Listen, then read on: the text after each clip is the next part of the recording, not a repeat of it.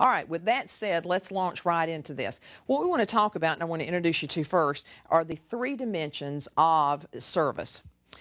Service is sometimes very complicated. I've said before, it's almost like juggling.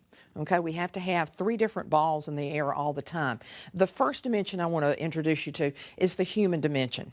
And when in the human dimension, we're talking about things like the emotional needs. We've already talked about some of those disgruntled customers, right? Okay, and they come to us with definite needs, and a lot of times we have to look beyond what they're saying and how they're acting, because if your customers are like some of the ones that I've had to deal with, many times the way that they're acting seems to be much out of proportion to what the actual circumstances are.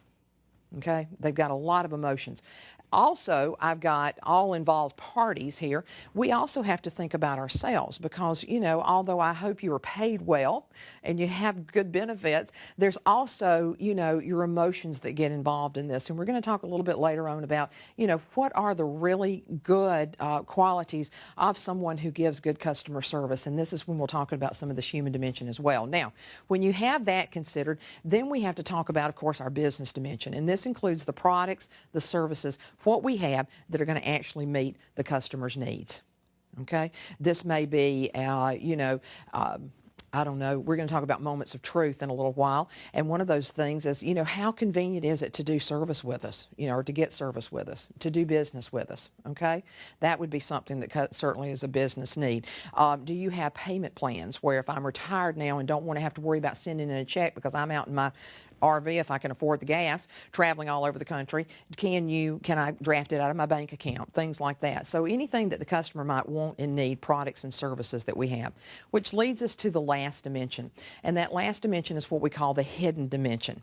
The first two are pretty much visible to the customers, right? They see all the stuff that the utility puts out about the various services, about the various programs they have and that sort of thing. They certainly experience service when they come into the utility. However, there are many, many things that go on behind the scenes that enable us to provide that business dimension and that human dimension. And this is the hidden. It's certain things like procedures and processes, rules and regulations, making sure the right things are done in the right order, that nothing is falling through the cracks or being redundantly done. It also, of course, includes the relationships that we have with our internal customers. And who are our internal customers?